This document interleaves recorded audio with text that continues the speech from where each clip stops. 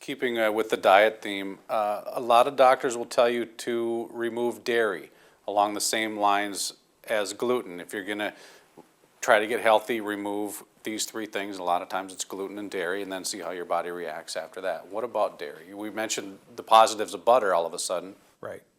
Okay, so there are two things at play here, right? With gluten, it's an intolerance. With dairy and other things, strawberries and tomatoes, it's an allergy, right? Now, a colleague of mine, a naturopath, Peter Diadamo, wrote a number of books about your blood type and how your blood type interacts chemically with different foods. So there's an intolerance which may or may not be associated with your blood type. There's an intolerance which may or may not be associated with the actual molecular structure of the food. And there's an allergy to the food. And there are many different types of an allergic reaction. In a perfect world, all of these questions would have been answered 30 years ago with the appropriate research, because this is just fundamental biochemical processes.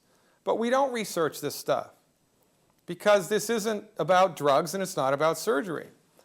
And because the research arena is controlled by the pharmaceutical company, none of this stuff has been answered equivocally. Nobody knows. What we do know is that most people who eliminate gluten from their diet feel better. A certain percentage of people who eliminate dairy products from their diet feel better. A certain percentage of people who eliminate chicken eggs from their diet feel better, and so forth and so on. But we do not yet know how to objectify this stuff with laboratory discovery. We don't. And it's a problem. Why? Because we've let the MDs run the show, and these questions have not been answered.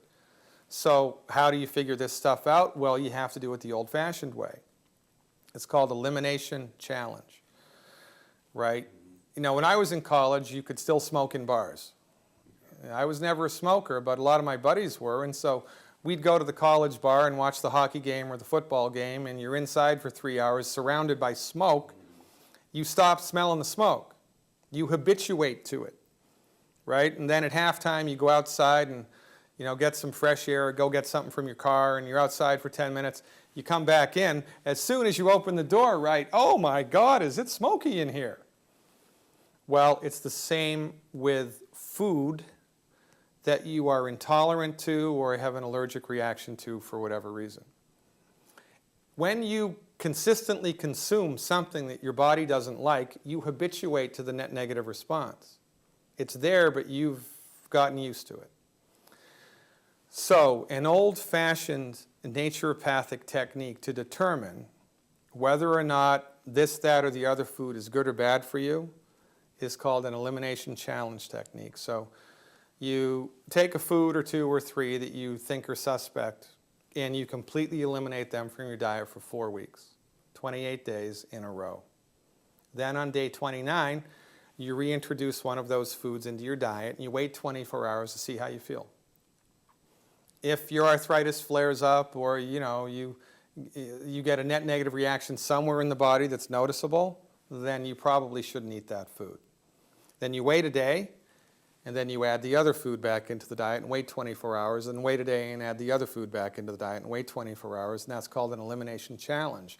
It's not perfect, but it's better than any other diagnostic technique that currently exists, and it's better to know this than not to.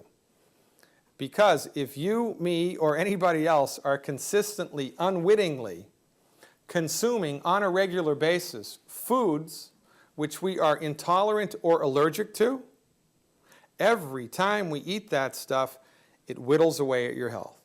Every time. It has to. And that's like the straws that break the camel's back. Which is why, right, people will go through their life, and then one day, all of a sudden, they wake up and they've got arthritis. All of a sudden, one day, they wake up, they've got heartburn.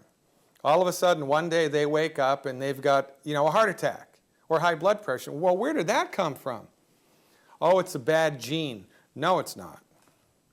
It's the straws building up that broke the camel's back that you were completely unaware of, and then all of a sudden, you're SOL. So, you know, one of the tenets of holistic naturopathic medicine is to be preventive. So these things are important to understand. And if it were a perfect world, we would have developed the objective scientific discovery to figure all this out, and you just need to go in and get a blood test and you'd know. But it's not a perfect world.